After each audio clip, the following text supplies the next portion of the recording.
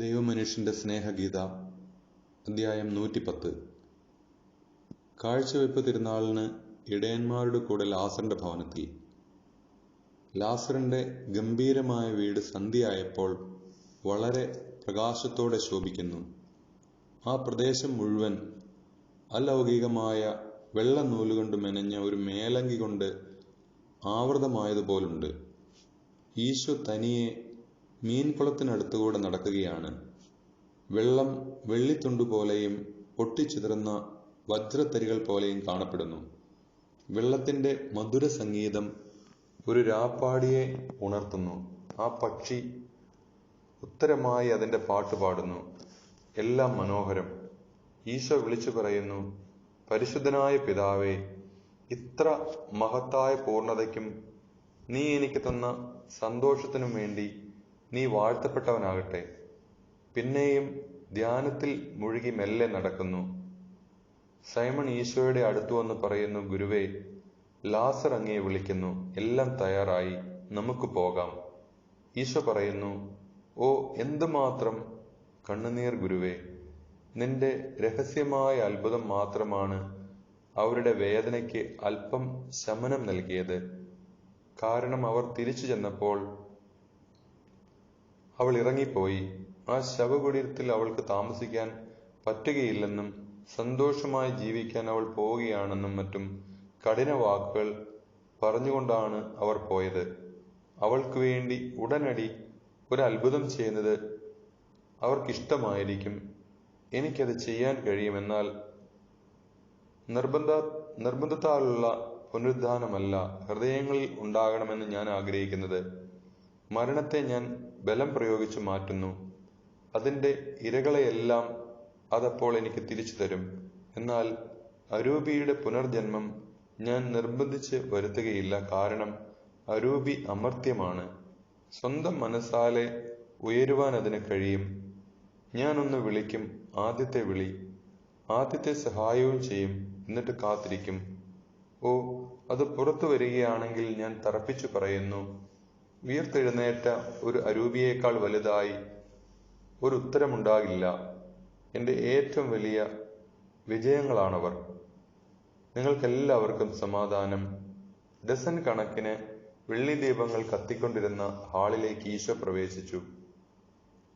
ലാസർ പുഞ്ചിരി തൂകിക്കൊണ്ട് പറഞ്ഞു, ഗുരുവേ, സമാധാനവും അനുഗ്രഹവും നിനക്കുണ്ടാകട്ടെ. നമ്മുടെ ചില സ്നേഹിതർ എന്നോട് പറഞ്ഞു, നീ ജനിച്ചതും വർഷങ്ങൾക്ക് മുൻപ് ബെത്ലഹേം മുഴുവൻ ദീപങ്ങൾ കത്തിജ്വലിച്ചിരുന്ന ഒരു ശുദ്ധീകരണ തിരുനാളിലാണെന്ന്. ഈ രാത്രിയിൽ നീ ഇവിടെ ആയിരിക്കുന്നത് അവർക്കും ഞങ്ങൾക്കും വളരെ സന്തോഷം നൽകുന്നു. ആരാണ് ഈ സ്നേഹിതർ എന്ന് നിനക്കറിയണ്ടേ?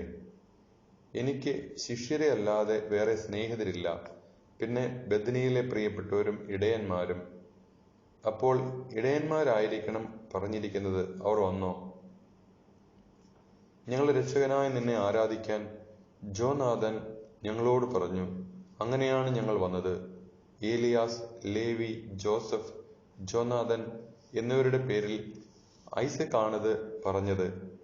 നടത്തിപ്പുകാരൻ ജോനാഥൻ ഇളം നിറമുള്ള ഉടുപ്പാണ് ധരിച്ചിരിക്കുന്നത്. മറ്റുള്ളവരും പുതിയ വസ്ത്രങ്ങൾ ധരിച്ചിരിക്കുന്നു. ലാസർ അവർക്ക് നൽകിയ വസ്ത്രങ്ങൾ. അവർ ഈശോയെ കുമ്പിട്ട് ആരാധിക്കുന്നു. ഇതിനാണോ നീ തോട്ടത്തിലേക്ക് എന്നെ പറഞ്ഞയച്ചത്? അമ്മയുടെ സാന്നിധ്യം മാത്രമേ കുറവുള്ളൂ. അമ്മയിൽ നിന്നകന്ന് ജന്മദിനം കൊണ്ടാടുന്നത് ഇന്ന് ആദ്യമായിട്ടാണ്. അവരെല്ലാം ഭക്ഷണശാലയിലേക്ക് പോകുന്നു. അവിടെയുള്ള ദീപങ്ങൾ സ്വർണ്ണ ദീപങ്ങളാണ്. ജ്വാലയുടെ പ്രകാശത്തിൽ ലോഹം കൂടുതൽ വെട്ടിത്തിളങ്ങുന്നു. ഇംഗ്ലീഷ് ഭാഷയിലെ 5 എന്ന അക്ഷരത്തിന്റെ ആകൃതിയിലാണ് മേശ സജ്ജീകരിച്ചിരിക്കുന്നത്.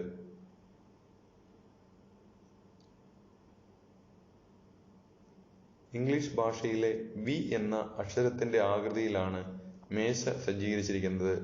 ലാസർ, അപ്പോസ്തലന്മാർ, ഇടയന്മാർ, ലാസറിന്റെ പ്രധാന കാര്യസ്ഥൻ, സൈമന്റെ വൃദ്ധനായ ഭൃത്യൻ, ഇത്രയും പേരാണ് വിരുന്നിനിരിക്കുന്നത്. മാർത്ത ഓരോരുത്തർക്കും സ്ഥാനം നിർണയിച്ചു കൊടുക്കുന്നു. അവൾ നിൽക്കാനാണ് താല്പര്യം കാണിക്കുന്നത്. എന്നാൽ ഈശോ സമ്മതിക്കുന്നില്ല. ഇന്ന് നീ സത്രം സൂക്ഷിപ്പുകാരിയല്ല, പെങ്ങളാണ്.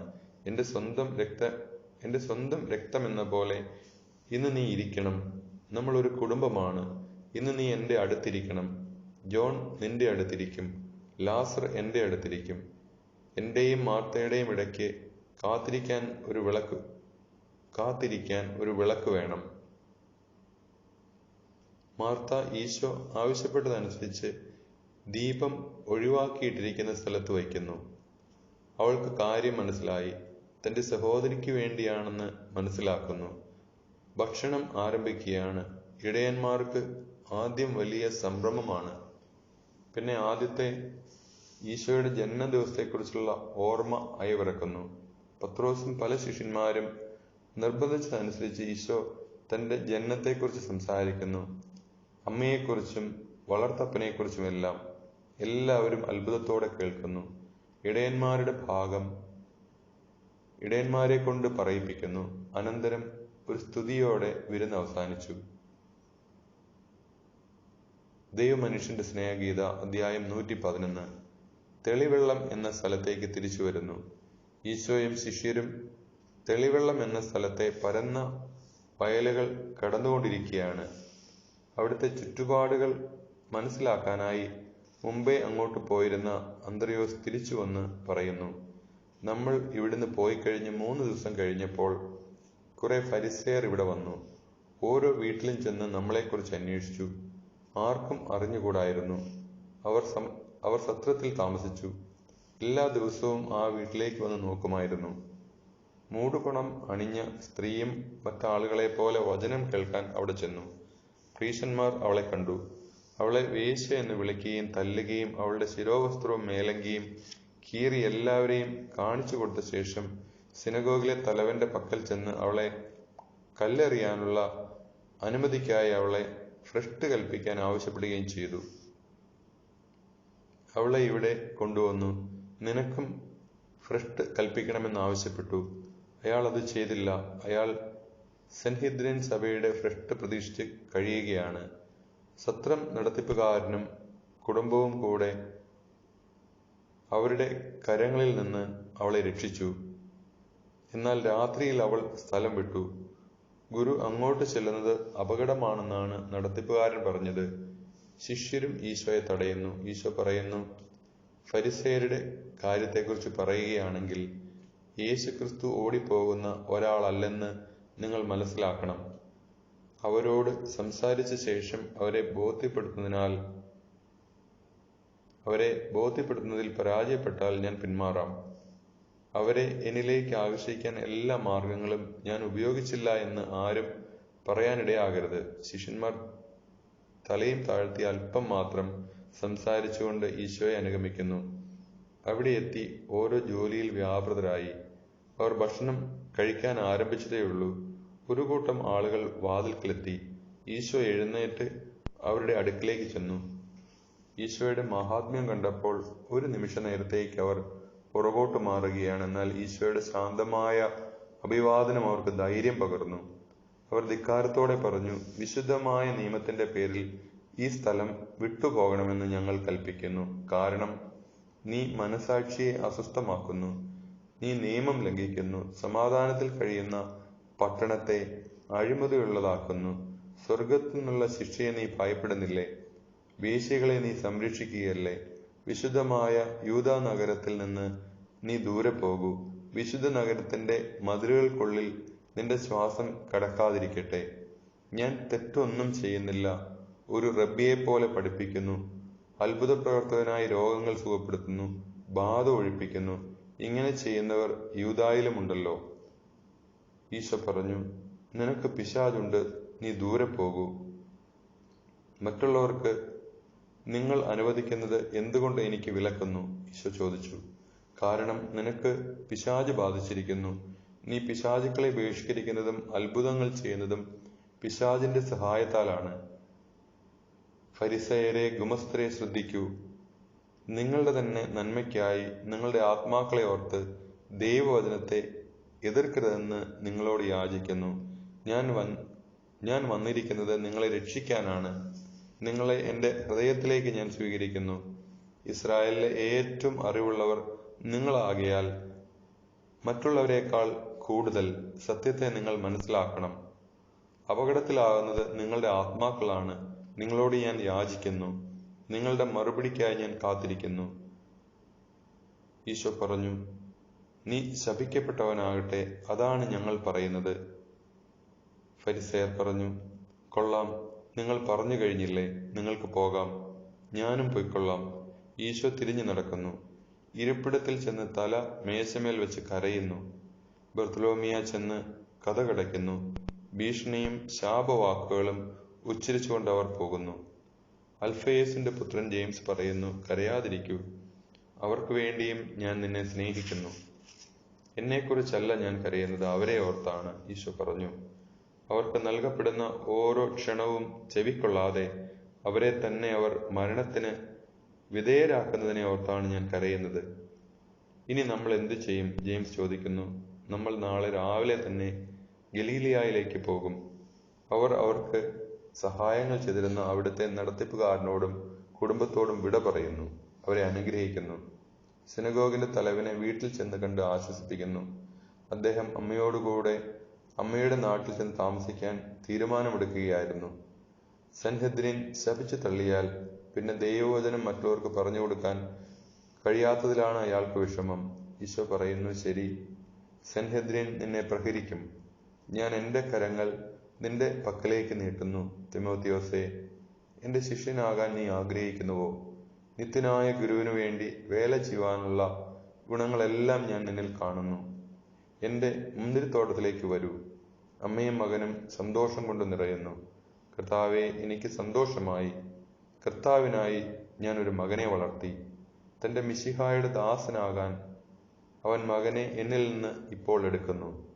കർത്താവ് വാഴ്ത്തപ്പെട്ടവനാകട്ടെ. ഈശോ അവർക്ക് വേണ്ട നിർദ്ദേശങ്ങൾ കൊടുക്കുന്നു. സൻഹെദ്രിന്റെ തീരുമാനത്തിനു വേണ്ടി വീട്ടിൽ തന്നെ തുടരുന്നതിനും പിന്നീട് ഈശോയെ ചെന്ന് കാണുന്നതിനും പറഞ്ഞിട്ട് അവിടെ നിന്ന് യാത്രയായി. വഴിയിൽ എമ്മാവൂസിലെ സിനഗോഗ് തലവനായ ക്ലയോഫാസിനെയും ചെന്ന് കണ്ട് അവരുടെ ആതിഥ്യം സ്വീകരിക്കുന്നു. തെളിവെള്ളം എന്ന സ്ഥലത്ത് യേശുവിനെ കേൾക്കാത്തവരും കേൾക്കാൻ ആഗ്രഹിച്ചിരുന്നവരുമെല്ലാം അവിടെ എത്തി. അവിടുത്തെ വാക്കുകൾ അവരെ ആനന്ദിപ്പിക്കുന്നു. ഈ നാട്ടിലേക്ക് നീ വന്നതാണോ? അവർ ചോദിക്കുന്നു. അല്ല, ഞാൻ ഗലീലയിലേക്ക് പോവുകയാണ്. എന്ത്, നീ തെളിവെള്ളത്തിൽ നിന്ന് പോവുകയാണോ? ശൈത്യകാലത്തെ വകവയ്ക്കാതെ ജനങ്ങൾ കൂട്ടം കൂട്ടമായി അവിടെ വന്നിരുന്നല്ലോ. അവരെ നിരാശപ്പെടുത്തുകയാണോ? ഞാനല്ല അത് ചെയ്യുന്നത്. ഇസ്രായേലിലെ വിശുദ്ധരാണ്, അവർക്കൊന്നും പറയാൻ കഴിയുന്നില്ല. അവിടെയും ദുഃഖിതനായ ഒരുവന്റെ കഥ കേട്ട് അയാളെ ആശ്വസിപ്പിക്കുന്നു. ഇയാൾക്ക് സമാധാനത്തിൽ ജീവിതം നയിക്കാൻ ആവശ്യമായ എല്ലാ വാഗ്ദാനങ്ങളും നൽകുന്നു. അയാളും യേശുവിനോടും ശിഷ്യന്മാരോടും കൂടെ യാത്ര തുടരുന്നു. ദൈവമനുഷ്യന്റെ സ്നേഹഗീത, അധ്യായം 112. ഫോർട്ടിനായി എന്ന സമരിയക്കാരി. ഞാൻ ഇവിടെ യാത്ര അവസാനിപ്പിക്കുകയാണ്. നിങ്ങൾ പട്ടണത്തിൽ പോയി നമ്മുടെ ഭക്ഷണത്തിന് വേണ്ടതൊക്കെ വാങ്ങിക്കൊണ്ടുവരിക. ഞങ്ങൾ എല്ലാവരും പോകണോ? അതെ. അപ്പോൾ അവിടുന്നോ? ഞങ്ങൾ പോയാൽ അവിടുന്ന് ഒറ്റയ്ക്കാവുമല്ലോ. ഇവിടുത്തുകാർ സമരിയക്കാരാണ്. ക്രിസ്തുവിന്റെ ഏറ്റവും വലിയ ശത്രുക്കൾ ഇവരായിരിക്കുകയില്ല. നിങ്ങളെ കാത്തിരിക്കുന്ന സമയത്ത് ഞാൻ പ്രാർത്ഥിക്കാം. യാക്കോബിന്റെ കിണറിനരികിലുള്ള ഒരു ചെറിയ മതിൽക്കെട്ടിലിരുന്ന് അവിടുന്ന് പ്രാർത്ഥനയിൽ മുഴുകി. ആ സമയം ഇടത് കൈയിൽ ഒരു വലിയ ഭരണിയും തൂക്കിപ്പിടിച്ച് ഒരു സ്ത്രീ അവിടേക്ക് വന്നു. മറ്റേ കൈകൊണ്ട് നേർത്ത മുഖാവരണം ഉയർത്തി അവിടെ ഇരിക്കുന്ന ആരാണെന്ന് നോക്കുന്നു. നല്ല ഉയരവും സൗന്ദര്യമുള്ള ബലിഷ്ഠയായ സ്ത്രീ. പല വരകളുള്ള ഒരു കുപ്പായമാണ് അവൾ ധരിച്ചിരിക്കുന്നത്. കൊഴുത്തു തടിച്ച വിരലുകളിൽ ഒട്ടേറെ മോതിരങ്ങളും കൈത്തണ്ടയിൽ വളകളും അണിഞ്ഞിരിക്കുന്നു. കഴുത്തിലിട്ടിരിക്കുന്ന കനത്ത മാലയിൽ വ്യത്യസ്ത രൂപങ്ങളിൽ പണിതിട്ടിരിക്കുന്ന ചില മെഡലുകൾ തൂങ്ങിക്കിടക്കുന്നു. കാതിൽ കിടക്കുന്ന വളയങ്ങൾ കണ്ടത്തോളം എത്തുന്നു. സ്ത്രീയെ, നിനക്ക് സമാധാനമുണ്ടാകട്ടെ. എനിക്ക് കുടിക്കാൻ കുറച്ച് വെള്ളം തരുമോ? ദീർഘദൂരം നടന്നു വന്ന എനിക്ക് നല്ലപോലെ ദാഹിക്കുന്നു. താങ്കൾ ഒരു യഹൂദനല്ലേ? സമരിയക്കാരിയായ എന്നോട് വെള്ളം ചോദിക്കുന്നത് ശരിയാണോ? എന്താണ് സംഭവിച്ചത്? ഞങ്ങൾ പുനരധി പുനവ പുനരധിവസിക്കപ്പെട്ടുവോ? അതോ താങ്കൾ യഹൂദ സമുദായത്തിൽ നിന്നും പുറന്തള്ളപ്പെട്ടുവോ? ഒരു സമരിയാക്കാരിയോട് ദയാപൂർവം സംസാരിക്കണമെങ്കിൽ അതിന് തക്കതായ എന്തോ വലിയ കാര്യം സംഭവിച്ചിരിക്കണം. താങ്കൾക്ക് ഞാൻ യാതൊന്നും തരികയില്ല. നീ പറയുന്നത് ശരിയാണ്. ഒരു വലിയ സംഭവം ഉണ്ടായിരിക്കുന്നു. ദൈവം ഈ ലോകത്തിന് ഒരു വലിയ സമ്മാനം തന്നിരിക്കുന്നു. ദൈവത്തിന്റെ ആ സമ്മാനം എന്താണെന്നും നിന്നോട് ദാഹജലം ചോദിക്കുന്നത് ആരാണെന്നും അറിഞ്ഞിരുന്നെങ്കിൽ നീ അദ്ദേഹത്തോട് ദാഹജലം ചോദിക്കുകയും അദ്ദേഹം നിനക്ക് ജീവജലം തരികയും ചെയ്യുമായിരുന്നു. താങ്കളുടെ പക്കൽ ഭരണിയോ തൊട്ടിയോ ഇല്ലല്ലോ, പിന്നെ എങ്ങനെയാണ് എനിക്ക് ജീവജലം കോരിത്തരിക? ഇത് ഞങ്ങൾക്ക് വിട്ടുതന്ന ഞങ്ങളുടെ പൂർവ്വപിതാവായ യാക്കോബിനേക്കാൾ വലിയ ആളാണോ അങ്ങ്? നീ പറഞ്ഞത് ശരിയാണ്. എന്നാൽ ഈ വെള്ളം ആരെങ്കിലും കുടിച്ചാൽ അവർക്ക് പിന്നെയും ദാഹിക്കും. ഞാൻ തരുന്ന വെള്ളം കുടിക്കുന്നവർക്ക് പിന്നീട് ഒരിക്കലും ദാഹിക്കുകയില്ല. എന്നാൽ ഞാൻ തരുന്ന ജലം ഒരിക്കലും വറ്റാത്ത ജീവന്റെ അരുവിയായി തീരും. എന്ത് അവിടുന്ന് പറയുന്നത് എനിക്ക് മനസ്സിലാവുന്നില്ല. അങ്ങൊരു മാന്ത്രികനാണോ? ഒട്ടകം വെള്ളം കുടിച്ചാൽ അതിലൊരു ഭാഗം വയറ്റിൽ ശേഖരിച്ചു വെക്കുന്നു. എന്നാൽ ആ വെള്ളം പോലും ഉപയോഗിക്കും തോറും തീർന്നു പോകുന്നു. അവിടുന്ന് തരുന്ന ജലം ആയുഷ്കാലം മുഴുവൻ നിലനിൽക്കുമെന്നല്ലേ പറയുന്നത്? യഥാർത്ഥമായും കൈവശമുണ്ടെങ്കിൽ എനിക്ക് കുറെ തന്നാലും. ഇവിടം വരെ വന്നപ്പോഴേക്കും ഞാൻ വളരെ ക്ഷീണിച്ചിരിക്കുകയാണ്. നിനക്ക് ക്ഷീണം തോന്നുന്ന കാര്യം ഇത് മാത്രമാണോ? മറ്റൊന്നുമില്ലേ? അതേപ്പറ്റി ആലോചിച്ചു നോക്കൂ. യാക്കോബ് തനിക്കും മക്കൾക്കും വേണ്ടി ഭൗതിക ജലം മാത്രമല്ല സമ്പാദിച്ചത്. ശുദ്ധി സമ്പാദിക്കാനും അത് പ്രദാനം ചെയ്യാനും അദ്ദേഹം ആഗ്രഹിച്ചു. അതാണ് ദൈവം തരുന്ന ജലം. നിങ്ങൾ ഞങ്ങളെ പുറം ജാതിക്കാരെന്ന് വിളിക്കുന്നു. നിങ്ങൾ പറയുന്നത് ശരിയാണെങ്കിൽ ഞങ്ങൾക്ക് ശുദ്ധരാവാൻ കഴിയില്ലല്ലോ. ഇപ്പോൾ ആ സ്ത്രീയുടെ സ്വരം അവഹേളനപരമോ പരിഹാസ ഉദ്ദേശിതമോ അല്ല. എങ്കിലും ആശയക്കുഴപ്പം വേണ്ടുമ്പോളുമുണ്ട്. പുറം ജാതിക്കാർക്കും ശുദ്ധരാവാം. നീതിമാനായ ദൈവം പുറം ജാതിക്കാർ ചെയ്യുന്ന നന്മകൾക്കും പ്രതിഫലം നൽകും. പാപിയായ ഒരു വിശ്വാസിയെയും നിഷ്കളങ്കനായ ഒരു പുറം ജാതിക്കാരനെയും തമ്മിൽ താരതമ്യപ്പെടുത്തുമ്പോൾ ദൈവം കൂടുതൽ കാരുണ്യം കാണിക്കുന്നത് രണ്ടാമത്തെ ആളിനോടായിരിക്കും. നിന്റെ പേരെന്താണ്? ഫോർട്ടിനായി. ശരി ഫോർട്ടിനായി. പുറം ജാതിക്കാരി ആയതുകൊണ്ട് വിശുദ്ധിയിലേക്ക് ഉയരാൻ കഴിയില്ല എന്നതാണോ നിന്റെ സങ്കടം? എന്നാൽ ഞാൻ പറയുന്നു, വർഷങ്ങളായി തെറ്റായ ജീവിതം നയിച്ചതുകൊണ്ടുള്ള ചിന്താക്കുഴപ്പമാണ് നിനക്കുള്ളത്. കുറഞ്ഞ പക്ഷം പരിശുദ്ധയായ ഒരു പുറം ജാതിക്കാരിയായി നിനക്ക് ജീവിച്ചുകൂടെ? കർത്താവേ, അതെ, ഞാൻ പറഞ്ഞത് നിനക്ക് നിഷേധിക്കാൻ സാധിക്കുമോ? നീ പോയി നിന്റെ ഭർത്താവിനെയും വിളിച്ചുകൊണ്ട് ഇവിടെ മടങ്ങി വരിക. എനിക്ക് ഭർത്താവില്ല. നീ പറഞ്ഞത് ശരിയാണ്, നിനക്ക് ഭർത്താവില്ല. നിനക്ക് 5 പുരുഷന്മാരുണ്ടായിരുന്നു. ഇപ്പോൾ കൂടെയുള്ളത് നിന്റെ ഭർത്താവല്ല. ഇതിന്റെ വല്ല ആവശ്യമുണ്ടായിരുന്നോ? ഒരു ഭർത്താവിന്റെ വിശ്വസ്തയായ ഭാര്യയായി കഴിയേണ്ടതിന് പകരം ഇങ്ങനെ ഒരു ജീവിതം നയിച്ചത് എന്തിന്? ജീവിതത്തിന്റെ സായംകാലത്ത് കഴിഞ്ഞകാല ജീവിതത്തിന്റെ ഓർമ്മകളും ദുഃഖങ്ങളുമായി കഴിയേണ്ടി വരുമോ എന്ന് നീ ഭയപ്പെടുന്നില്ലേ? നിന്റെ കുട്ടികൾ എവിടെ? അവൾ തല കുനിച്ച് ഒന്നും മിണ്ടാതെ നിന്നു. നിനക്ക് ഈ ലോകത്തിൽ ആരുമില്ല. ഈ ഭൂമിയിൽ പിറന്നു വീഴാൻ നീ അവസരം നൽകാതിരുന്ന നിന്റെ മക്കളുടെ ആത്മാക്കൾ നിനക്കെതിരെ നിലവിളിച്ചുകൊണ്ടിരിക്കുകയാണ്. അവർ എപ്പോഴും അങ്ങനെ ചെയ്തുകൊണ്ടിരിക്കും. നിനക്ക് രത്നങ്ങളും മനോഹരമായ വസ്ത്രങ്ങളും ഗംഭീരമായ ഒരു വീടും സമൃദ്ധമായ ഭക്ഷണവുമുണ്ട്. എന്നിട്ടും നിനക്ക് അനുഭവപ്പെടുന്നത് ശൂന്യതയും കണ്ണീരും ദുഃഖവുമാണ്. സത്യസന്ധമായ പശ്ചാത്താപത്തിലൂടെയും ദൈവത്തിന്റെ ക്ഷമയിലൂടെയും അതോടൊപ്പം നിന്റെ കുഞ്ഞുങ്ങളുടെ ക്ഷമയിലൂടെയും നിനക്ക് വീണ്ടും ധന്യയായി തരാൻ കഴിയും. കർത്താവെ, അവിടുന്ന് ഒരു പ്രവാചകനാണെന്ന് ഞാൻ മനസ്സിലാക്കുന്നു. എൻ്റെ ജീവിതത്തെക്കുറിച്ച് എനിക്ക് ലജ്ജ തോന്നുന്നു. ഒരുപക്ഷെ ദൈവത്തെപ്പറ്റി കാര്യമായി ഒന്നും നിനക്ക് അറിഞ്ഞുകൂടായിരിക്കും. അതുകൊണ്ടാവാം നീ ഇത്രത്തോളം തെറ്റുകാരിയായത്. പ്രഭോ, ഞങ്ങളുടെ പൂർവികന്മാർ ഈ മലയിൽ വെച്ചാണ് ദൈവത്തെ ആരാധിച്ചത്. എന്നാൽ ജെറുസലേമിൽ ചെന്ന് വേണം ദൈവത്തെ ആരാധിക്കാൻ എന്നാണല്ലോ യഹൂദന്മാർ പറയുന്നത്. ഞാൻ എന്ത് ചെയ്യണം? എവിടെ പോയി ദൈവത്തെ ആരാധിക്കണം? എനിക്ക് പറഞ്ഞു തരൂ. സ്ത്രീയെ, ഞാൻ പറയുന്നത് വിശ്വസിക്കൂ. അല്പകാലം കഴിഞ്ഞാൽ സമരിയായിലോ ജെറുസലേമിലോ ആയിരിക്കുകയില്ല പിതാവായ ദൈവം ആരാധിക്കപ്പെടുന്നത്. ആ സമയം ഇതാ വന്നു കഴിഞ്ഞിരിക്കുന്നു. പഴയ ആരാധന സമ്പ്രദായങ്ങൾക്ക് ഇനി പ്രസക്തിയില്ല. കളങ്കമില്ലാത്ത കുഞ്ഞാടിന്റെ നിത്യബലി ഇതാ വരുന്നു. അവിടുന്ന് ദിവ്യമായ കാര്യങ്ങൾ സംസാരിക്കുന്നു. മിശിഹ വരാറായി എന്ന് ഞങ്ങൾക്കും അറിയാം. അതുകൊണ്ടാണ് എനിക്ക് മനസ്സിലാവുന്നത്. അവൻ എല്ലാ കാര്യങ്ങളും ഞങ്ങളെ പഠിപ്പിക്കും. അദ്ദേഹം വരുന്നതിന് ഇനി അധികം താമസമുണ്ടാകുമോ? അവന്റെ സമയം വന്നിരിക്കുന്നു. നിന്നോട് ഇപ്പോൾ സംസാരിക്കുന്ന ഈ ഞാൻ തന്നെയാണ് യേശു ക്രിസ്തു. അങ്ങ് ഹോ. ആ സ്ത്രീ ഓടിപ്പോകാനായി തിരിഞ്ഞു. സ്ത്രീയെ, എന്തിനാണ് ഓടിപ്പോകുന്നത്? അങ്ങയുടെ അടുത്തെത്തിയ ഞാൻ പേടിച്ചുപോയി.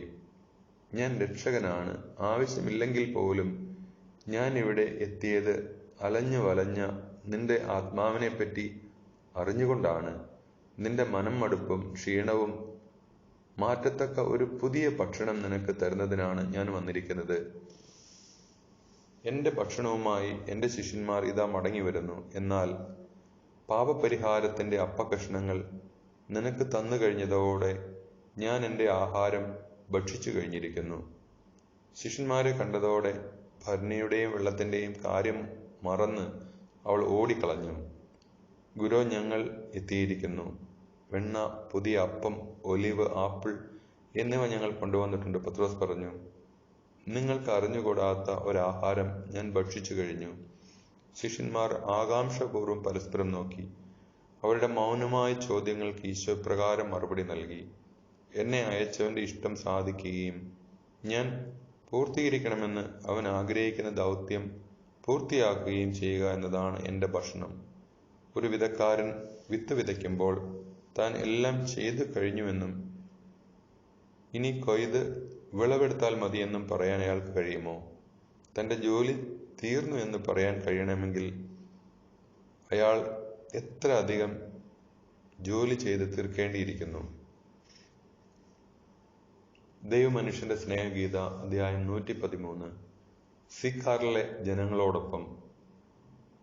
ഫോർട്ടിനായുടെ നേതൃത്വത്തിൽ ഒരു സംഘം സമരിയർ പ്രമാണികൾ ഈശോയുടെ അടുത്തേക്ക് വരുന്നു. അവൾ പറഞ്ഞു, റബ്ബി, ദൈവം അങ്ങയോട് കൂടെ ഉണ്ടായിരിക്കട്ടെ. അവിടുന്ന് ഒരു പ്രവാചകനാണെന്നും ഈ സ്ത്രീ ഞങ്ങളോട് പറഞ്ഞു. ഞങ്ങളോട് സംസാരിക്കാൻ അങ്ങേക്ക് ബുദ്ധിമുട്ടുണ്ടാവില്ലല്ലോ. അങ്ങ് ഞങ്ങളോടൊപ്പം താമസിക്കണമെന്നും ഞങ്ങളോട് സംസാരിക്കണമെന്നും വിനയപൂർവ്വം ഞങ്ങൾ അപേക്ഷിക്കുന്നു.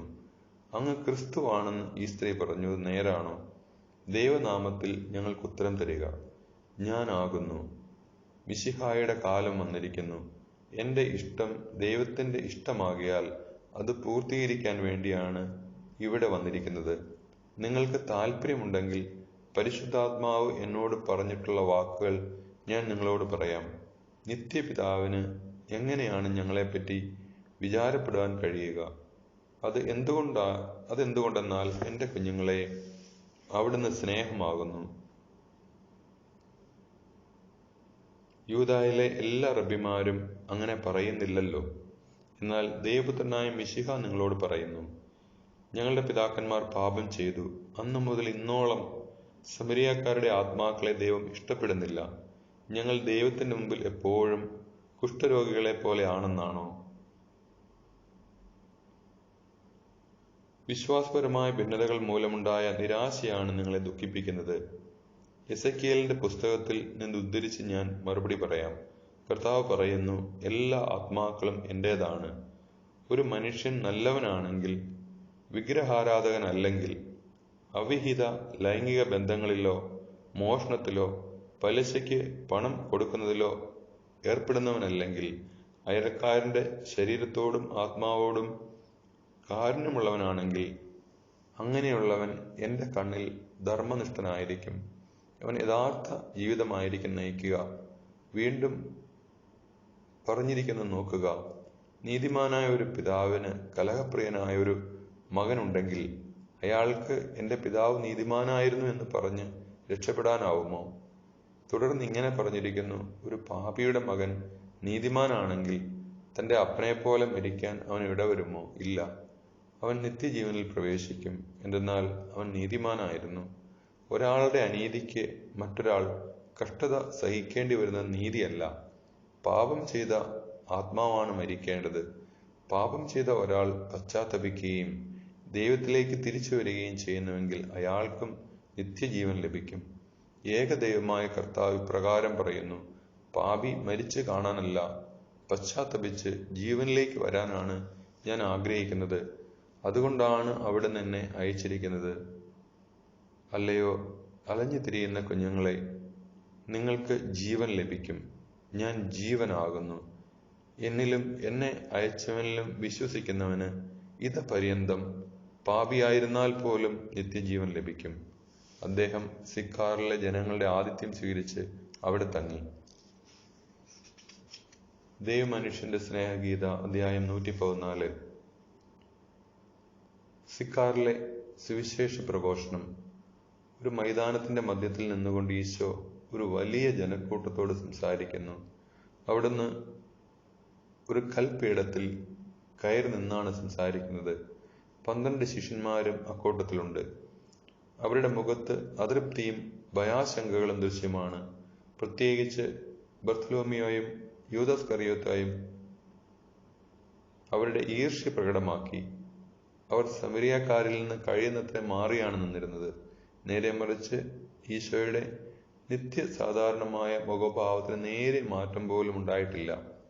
ആ ജനങ്ങൾക്ക് പിതാവായ ദൈവത്തോടുള്ള ഭയം ദൂരീകരിക്കുന്നതിനും ആ ബന്ധം സ്നേഹമസൃണമാക്കുന്നതിനും അവിടുന്ന് പരിശ്രമിച്ചുകൊണ്ടിരിക്കുകയാണ്.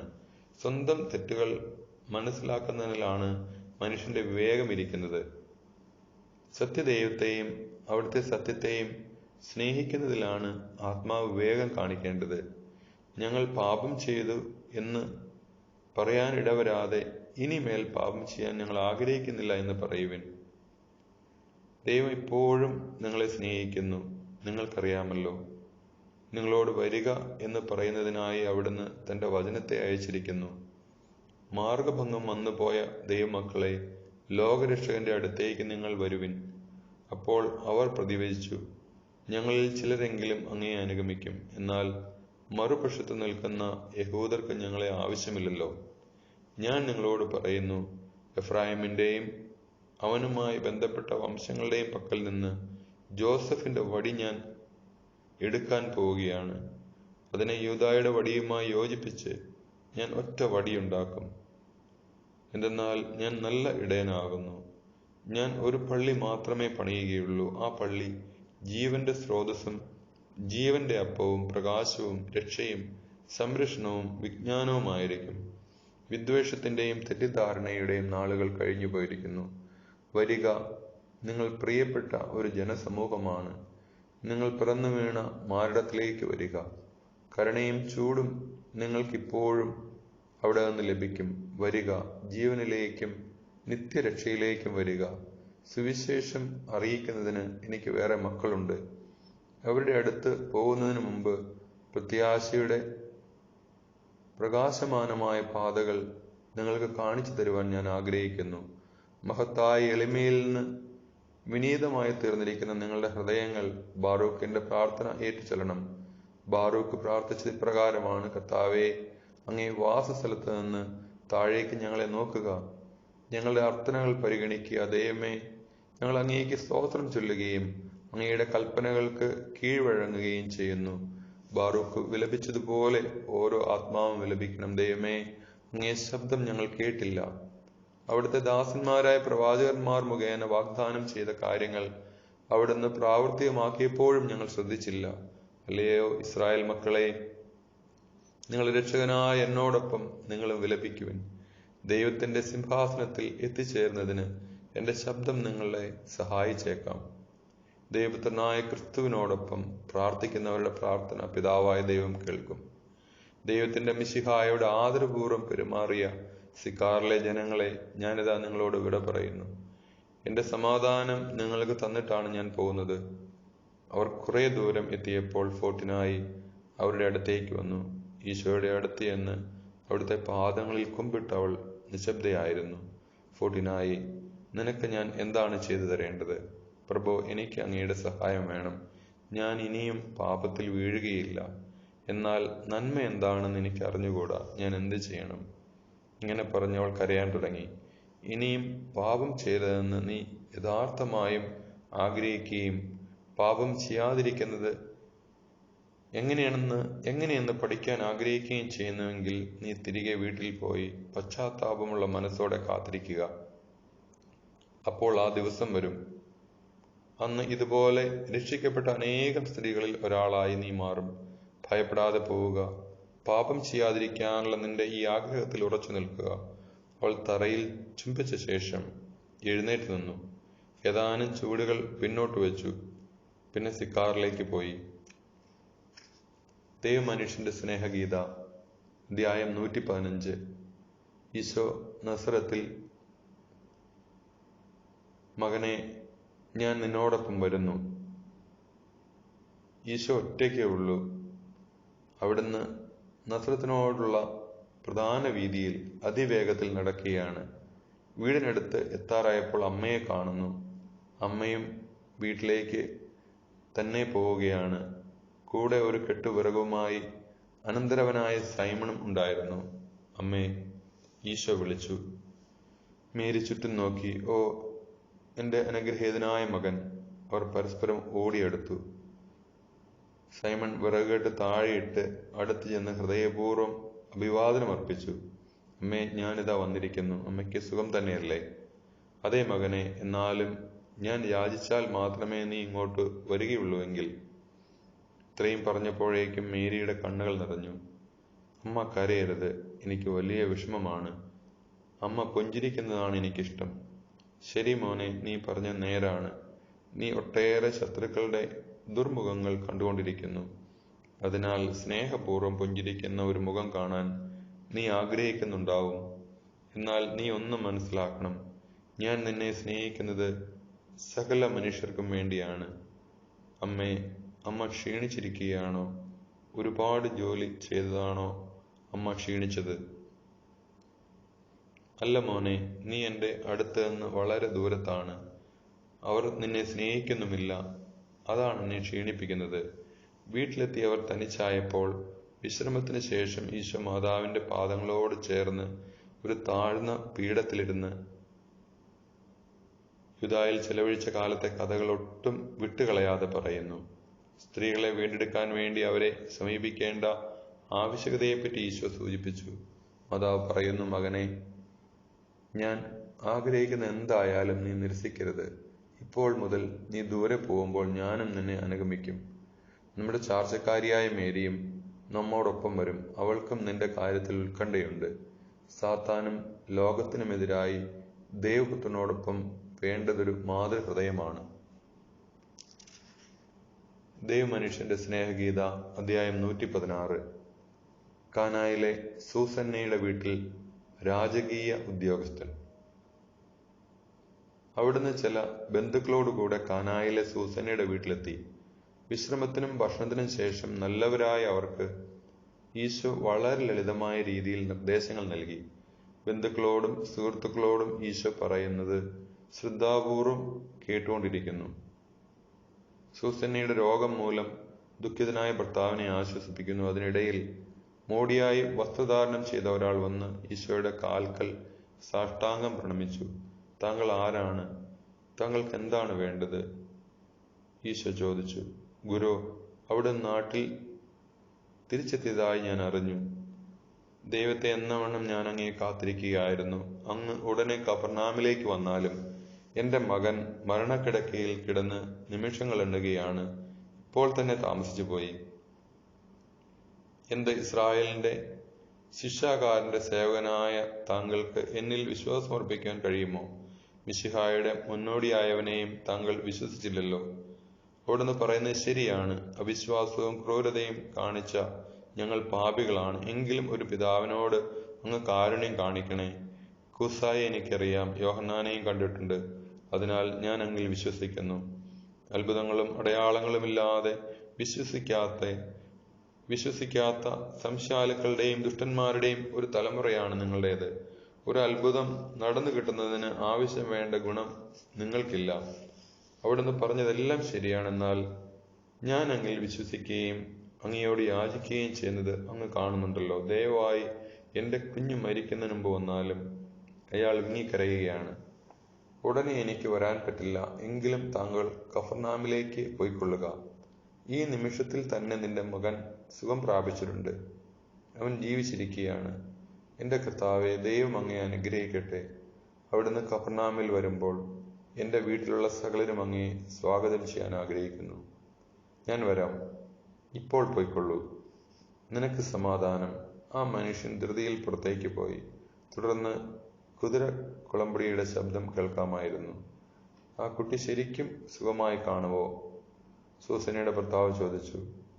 ഞാൻ പറഞ്ഞത് കള്ളമാണോ എന്ന് നിങ്ങൾക്ക് തന്നെ ഊഹിക്കാമല്ലോ. എൻ്റെ കർത്താവേ, ഞാൻ പറഞ്ഞത് അതല്ല. അവിടുന്ന് ഇവിടെ ഇരിക്കുന്നു. കുട്ടി അവിടെയുമാണ്. എൻ്റെ അരൂപിക്ക് അതിരുകളില്ല, അകലവുമില്ല. ഈശോ പറഞ്ഞു. ശരിയാണ് കർത്താവേ, എൻ്റെ കല്യാണത്തിന് അവിടുന്ന് വെള്ളം വീഞ്ഞാക്കി. ഇപ്പോൾ എൻ്റെ കണ്ണുനീർ മാറ്റി പുഞ്ചിരി തന്നാലും, എൻ്റെ സൂസന്നയെ സുഖപ്പെടുത്തിയാലും. ഭാര്യയെ പ്രതിയാണ് നീ കഷ്ടതകളെല്ലാം സഹിക്കുന്നത്. എന്നാൽ ഞാൻ അവൾക്ക് ആരോഗ്യം വീണ്ടെടുത്ത് കൊടുക്കുകയും എൻ്റെ ശിഷ്യരായി സ്വീകരിക്കുകയും ചെയ്താൽ നീ എന്തായിരിക്കും പറയുക? അത് ചെയ്യാനുള്ള അധികാരം അങ്ങേക്കുണ്ടല്ലോ. അങ്ങനെ വന്നാൽ പുത്രനെ ബലി കഴിക്കാനൊരുങ്ങിയ അബ്രഹാമിനെ ഞാൻ അനുകരിക്കും. എൻ്റെ അമ്മയും മേരി അൽഫേയുസും എന്നെ അനുഗമിക്കാൻ തുടങ്ങുകയാണ്. സ്ത്രീകളെയും രക്ഷിക്കുന്നതിനാണ് ഞാൻ വന്നിരിക്കുന്നത്. വരും നൂറ്റാണ്ടിൽ എൻ്റെ സമയം വരുമ്പോൾ സ്ത്രീകൾ കർത്തൃ ശുശ്രൂഷ ചെയ്യും. കർത്താവിൻ്റെ പുരോഹിതകൾ എന്ന നിലയിൽ അവർ സേവനമനുഷ്ഠിക്കും. എൻ്റെ ശിഷ്യന്മാരെ ഞാനാണ് തിരഞ്ഞെടുക്കുന്നത്. സ്ത്രീകൾ അസ്വതന്ത്രകളായാലാണ്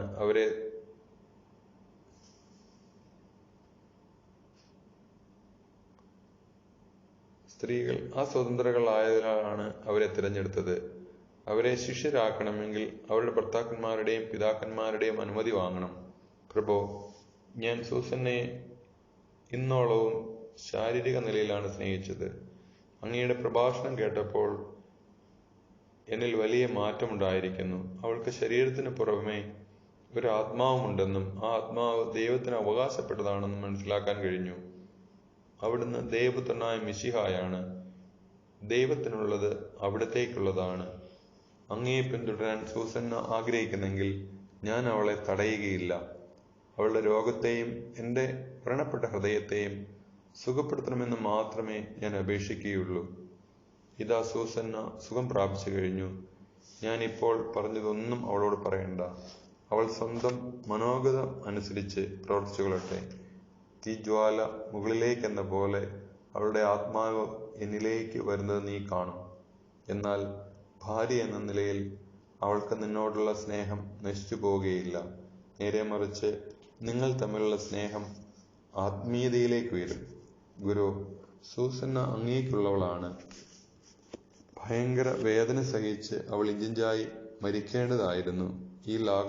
ഈ ലോകത്തോട് യാത്ര പറയുന്ന അവൾ എനിക്ക് എന്നേക്കുമായി നഷ്ടപ്പെടുകയും ചെയ്യുമായിരുന്നു. എന്നാൽ അവൾ ഇപ്പോഴും എന്നോട് കൂടെയുണ്ട്. ആ ചിന്ത എന്നെയും അങ്ങയുടെ മാർഗത്തിലേക്ക് നയിക്കുന്നു.